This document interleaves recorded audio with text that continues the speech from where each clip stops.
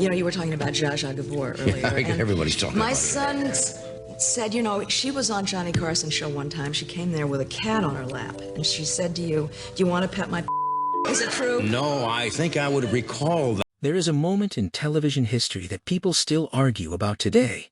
A moment so charged, so uncomfortable, and so perfectly captured on tape that it became the measuring stick for every difficult guest who ever sat across from Johnny Carson. And when you ask the people who were there, who studied the show, who pored over the tapes and the memories, the answer almost always circles back to the same name.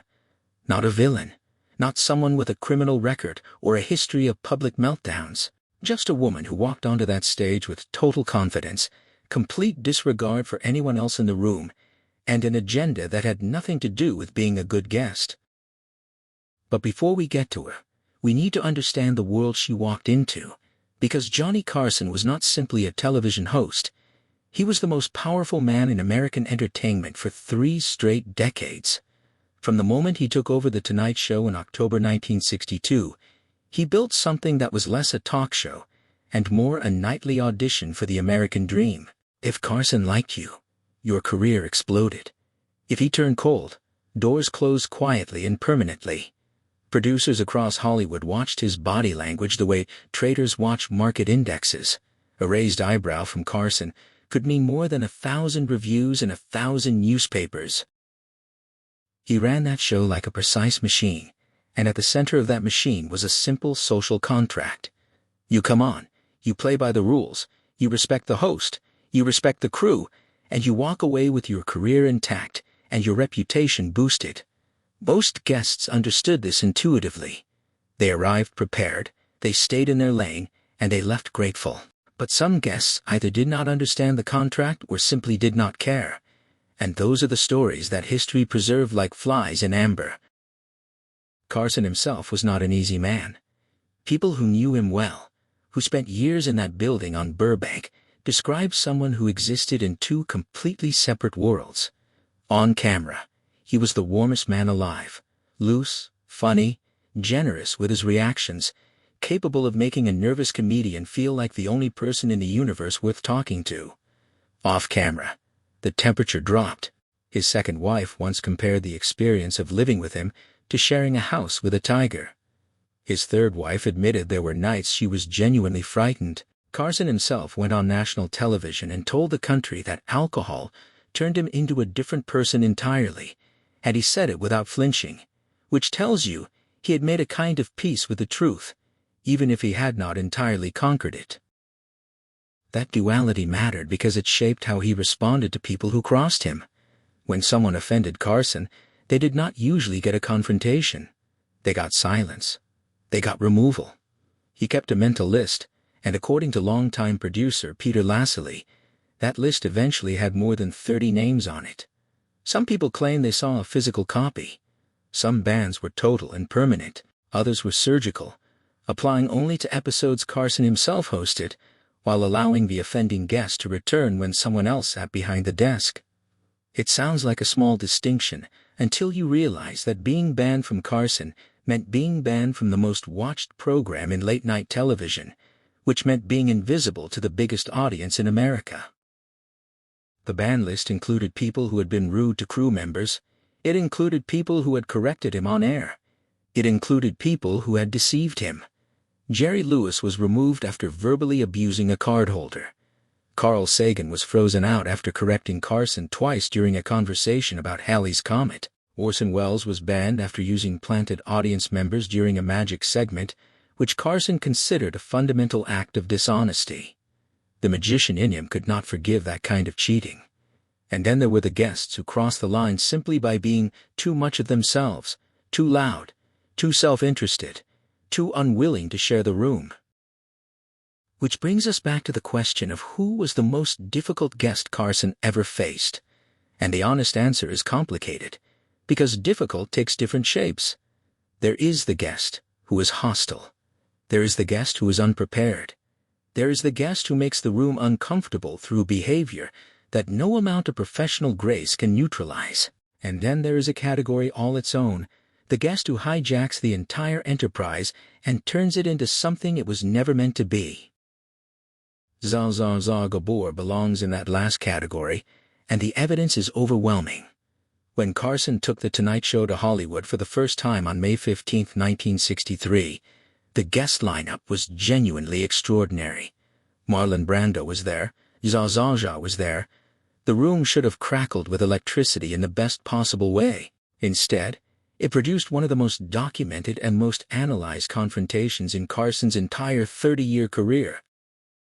Brando arrived looking loose, warm, and slightly unsteady in that particular way that very famous people sometimes allow themselves to be in rooms where they feel comfortable. He sat beside Gabor, and the conversation began pleasantly enough. He even complimented her, calling her fascinating, which was exactly the kind of generous opener that sets a good segment in motion. But Gabor had not come to have a conversation. She had come to sell face cream. Specifically, a beauty product she had recently attached her name to, and she was not going to let anything as trivial as the rhythm of a television program get between her and her promotional goals. Every question Carson asked found its way back to the cream. Every topic Brando raised somehow curved back toward her skincare line. She was relentless in the way that only someone with complete social confidence can be relentless, without embarrassment, without apology, without the slightest acknowledgement that she was doing anything unusual. The audience began to feel it. The crew began to feel it. And Brando, a man not famous for his patience or his tolerance for nonsense, began to feel it most of all. When Brando told a weak joke and received polite applause, the kind audiences give when they love the person more than the material, Gabor made her move. She turned to the room and said that only for Marlon Brando would they applaud for something like that. It was precise and devastating in the particular way that a remark can be devastating when it tells a true thing at exactly the wrong moment. Brando's composure snapped. He looked at her and asked, with considerable force, whether they were going to sit there all night listening to her promotional plugs. The word he used was not plugs exactly, but the meaning was clear and the delivery was not gentle. From that point, the segment deteriorated rapidly. Accounts from people who were present describe insults flying in both directions, the conversation losing whatever professional scaffolding had been holding it up, and Carson caught in the middle between two enormous personalities, each of them accustomed to being the most important person in any room, neither of them willing to yield. Gabor eventually stood up, gathered herself with full theatrical dignity, and walked off the set. Brando remained in his chair with something close to a smile, apparently quite satisfied with how things had turned out. What is remarkable about this story is not just the confrontation itself, but what it reveals about how Gabor operated in public spaces. She was, in the truest sense, a pioneer of a particular kind of celebrity, famous not primarily for a body of work, but for the sheer force of her personality and the relentless management of her own image. She had been married 9 times. She called everyone darling. She understood instinctively that attention was the currency that mattered, and she collected it aggressively. Coming onto Carson's show was not, for her, an opportunity to be part of a conversation. It was a platform, and she intended to use it as such. The extraordinary thing is that Carson never banned her. Despite the chaos of that May 1963 appearance, despite the friction and the fallen segment and the stormed exit, Gabor kept coming back. She appeared again in April 1963, then October 1964, then May 1965, then June 1965, then February 1966, then May 1967. Carson kept inviting her, and she kept accepting, and that particular dynamic says something important about how Carson understood television. He could be annoyed. He could be frustrated. But he also recognized when someone, even at their most impossible, made the screen come alive. Gabor made the screen come alive. She always had. But the Gabor story opens a larger question about what makes a guest truly difficult, and the answer involves more than just a single incident. The guests who earned the deepest and most permanent places on Carson's list were not always the ones who caused the most visible chaos in a single appearance. Sometimes the most serious offenses were the quieter ones, the ones that happened in green rooms and phone calls and decisions made far from the studio floor. Joan Rivers made 185 appearances on The Tonight Show over more than 2 decades. She was the first woman Carson ever named as a permanent guest host. She turned down other network offers out of loyalty to him and to the show. On screen, they had the kind of chemistry that makes audiences lean forward, the warm, easy rhythm of two people who genuinely enjoy each other's company. Off-screen, Rivers later admitted, they barely knew each other at all. When the cameras stopped, the warmth mostly stopped with them.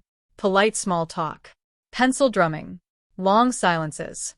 When Fox offered Rivers her own late-night show in 1986, the decision made complete financial sense. The offer was roughly 15 times what she was making at NBC. Her husband would be employed as executive producer. The network was new and hungry and ready to build around her. She took the deal, and in doing so, she cracked something in Carson that never fully healed. The argument over who knew what and when became one of the longest-running disputes in television history. Rivers said she called Carson first, and he slammed the phone down twice. Carson's team said he found out from NBC President Brandon Tartikoff and watched the announcement on television feeling blindsided and humiliated. The truth, as it usually does, probably lives somewhere in the gap between those two versions. What is clear is that Carson experienced the whole thing as a betrayal of the deepest kind, not because she left. Producer Peter Lassley said Carson would have given her his blessing if she had come to him honestly during negotiations and told him about the offer. The unforgivable part, in Carson's worldview, was the secrecy. The sense that she had been hiding her intentions, making her plans in the dark, and only surfacing with the news once it was already done and irreversible. After that, Carson never spoke to Rivers again. Not in a room, not on the phone, not in any form for the remaining 19 years of his life. When her husband died by suicide in 1987, Carson sent nothing. When his own son died in 1991, Rivers sent flowers and received no response.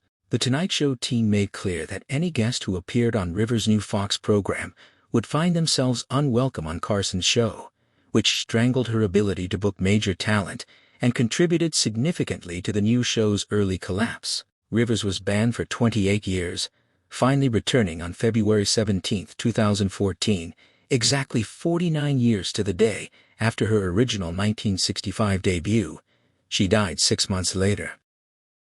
Rivers herself believed the punishment was gendered. She wrote that Carson felt she belonged to him in the way that powerful men sometimes unconsciously believe that women in their orbit belong to them, and that her departure was therefore not just a professional decision, but a kind of personal defection. The people around Carson pushed back on that framing and pointed out that male comedians who had left for their own shows had done so with Carson's advanced knowledge and blessing, which was, in their telling, the only thing that actually mattered. Whether that distinction fully explains the severity of the response is something each person has to decide for themselves. What it adds up to is a portrait of a man for whom loyalty and respect were not abstract values but operational requirements. You could be difficult on air and survive. You could be argumentative, unpredictable, even briefly outrageous, and as long as you respected the space and the people in it, you had a chance. But if you violated the code, if you disrespected the crew, or corrected the host in front of 20 million people, or moved against him in the dark while his back was turned, the response was swift and often permanent.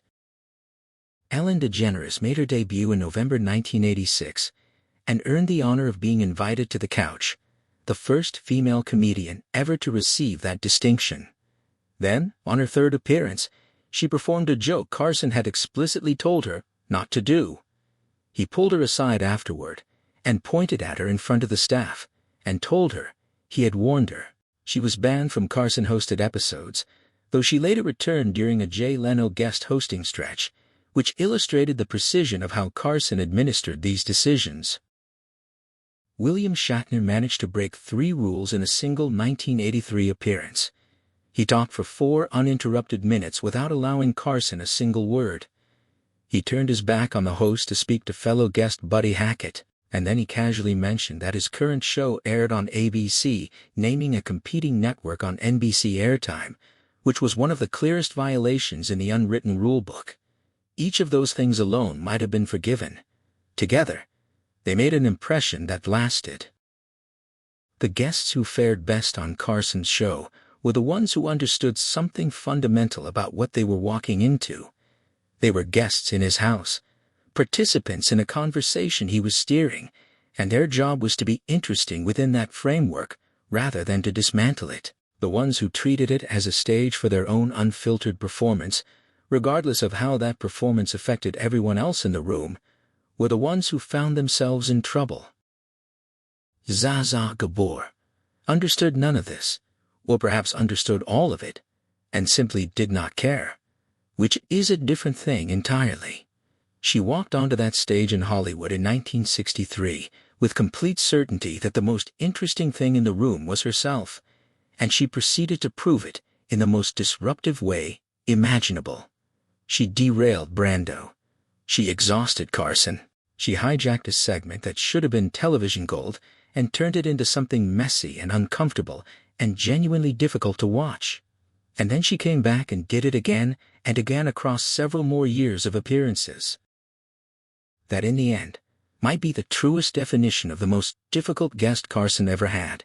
Not someone who made one catastrophic appearance and disappeared. Not someone whose offense was hidden in green room behavior or off-camera decisions, but someone who walked through the front door repeatedly, in full view of everyone, with complete disregard for the social contract that held the whole enterprise together, and somehow remained welcome despite it all. Because she was impossible to ignore. Because she made people watch. Because even chaos, when it has enough star power behind it, can be a kind of entertainment. Johnny Carson understood that better than almost anyone. He built his career on reading rooms, on knowing when to push and when to hold back, on understanding what an audience needed in any given moment. And sometimes, what an audience needed was to watch two enormous personalities collide without a safety net and see what fell out.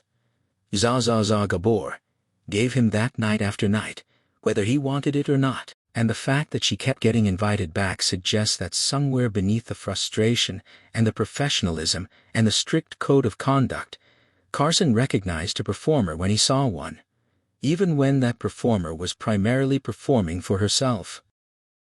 The Tonight Show ran for 30 years under Carson's guidance and produced thousands of hours of television.